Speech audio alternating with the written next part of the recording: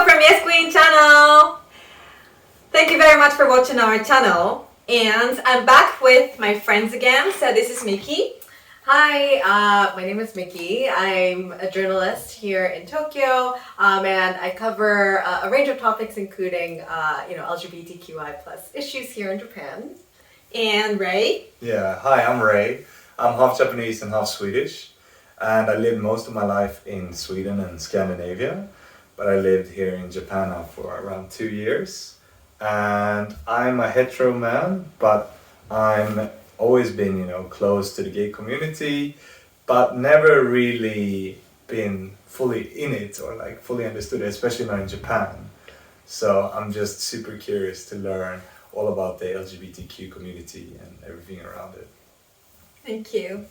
So in today's video, we're gonna talk about the different dating style compared to like Scandinavian country in Japan and like lesbian. Is that correct?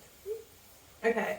And our opera Miki is gonna facilitate today's show. So Miki, please. Yeah, for sure. I mean, like, we are joined by two people with diverse experiences. So I think one first question that we should ask, and I'm curious to know, is I guess different dating styles and your experiences or countrywide or region-wide experiences in terms of relationships and dating. So first, maybe Rei can start us off.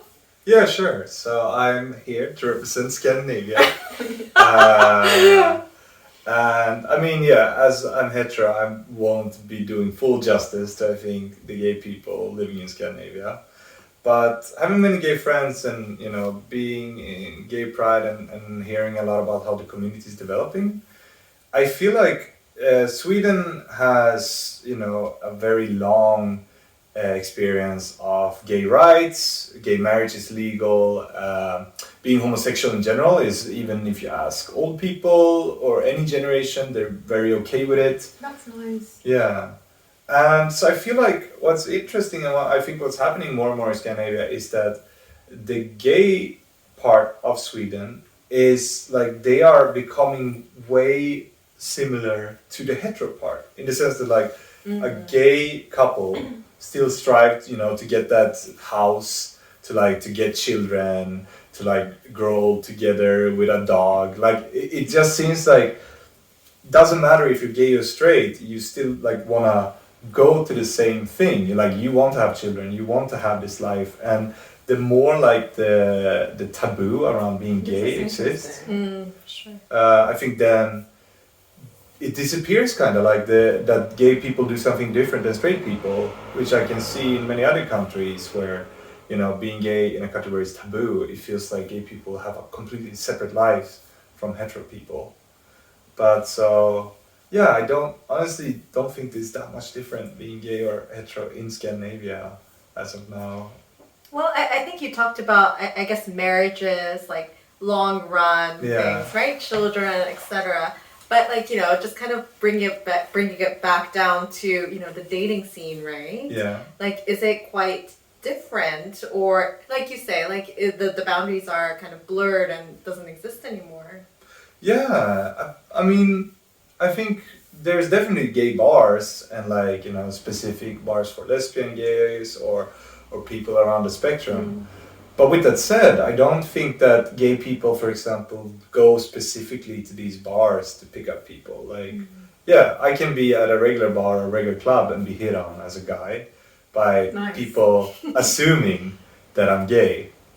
And I think that's also a thing that comes with just when being gay is not taboo or exotic. Maybe it's just becomes a part of society where people just try to find each other wherever you are, at work or in a bar or whatever. That's really nice. Yeah. And beautiful. But how is Japan? It just sounds completely different than, I guess, from the Scandinavian experience. It really does. Yeah. So for example, we can't get married first of all, right? And then I just don't meet any other lesbian women randomly when I'm walking outside, or they don't even hit on me, like we talked about in an earlier video. So it's completely different. I mean, I mean, me personally, if I like someone, Yeah. let's say that woman is attractive, even that woman is straight, heterosexual, I would go for her because I don't care. But I don't think many people are like that. And many people are still in the closet, especially in Japan, because it's almost like non-recognized, non-existent. That's how I feel about LGBT in Japan, right? So that's why it's very difficult to meet romantic partners in Japan, I think, if you don't go to specific places or if you don't use any apps. Yeah. I think it would be very, very difficult. So that's very different from Sweden. Yeah, so like at work or like these formal places, like could you ever imagine yourself finding your love in an office as a lesbian woman? If I were single, Yeah. I would do my best to make it happen. Yeah. Because I'm very out. I can talk about my sexuality. I'm not Yeah. ashamed of it. That's why I can say, yeah, I like women and I think you're attractive, but that would be very difficult for many other LGBT people in Japan. I think Yeah. you brought up one interesting point, is that in modern romance, modern dating, I think dating apps is huge, right? Not only in heterosexual relationships, but in non-heterosexual relationships. And I'm curious, right, where dating apps are kind of occupying all of the relationships that's happening across the world recently. I want to know what your experiences or what you've heard, trends here in Japan, like have dating apps been as successful as a smash hit as in, for heterosexual relationships? In hetero? No, in gay relationships. Has it been as successful as in heterosexual? Definitely. Really? Yeah, because before, like I said, people have to go to a specific area like Shinjuku Nichome, right? To meet people. But I mean, many people are still in the closet. They are afraid of their, sexuality being like spread to like their colleagues or something. So not all the LGBT people can go to like these areas. And many LGBT people live outside of Tokyo. For sure. Right? So with these dating apps, it became so much easier to meet people. And you can still hide your identity. Wow. Right? So if you don't post your picture, like no one can like screenshot in. So I think it's a lot safer and definitely a lot easier. Right? Because I mean that's why dating apps are like widespread. Not only like among like LGBT but also hetero as well, right? But so does that mean that in like a Japanese dating app for gay people, would people like mostly hide their pictures? Like, is the average person hiding their face, or like how secretive are most people, you think? I've never used Japanese apps, but I used some apps like years ago, and many of them they didn't show their pictures, so I didn't know how they looked like. Yeah. That scared me. Yeah. Okay, but like, just FYI, like in in heterosexual, partnerships, like especially on like, dating apps, like one thing I realized that in Japan, a lot of people hide their faces. So it's not just LGBT. Maybe particularly a lot more in LGBT. Yeah. But then sometimes I see like a picture of a cat.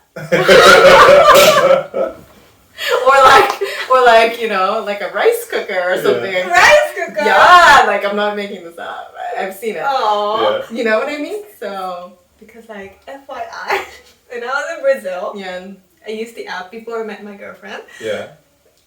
just pointing it out there. Yeah, it's really important. It's really Yeah. important. Free girlfriend. Yeah, before I met my girlfriend. Yeah, like all of them show their like faces, no problem. So it's easy for me to like swipe right. Yeah.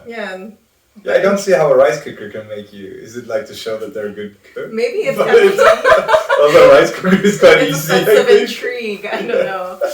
Yeah. Yeah. That's super interesting. But do you think, especially with what's happening in Japan in terms of, gay marriages, like same-sex marriages potentially being, constitutional, meaning, it could be legal, do you think, there would be a push for a lot of people to come out of the closet, show their faces on, Bumble or, whatever it is, because there is like an atmosphere, there's a vibe going on for people to be a little bit more open about their sexuality.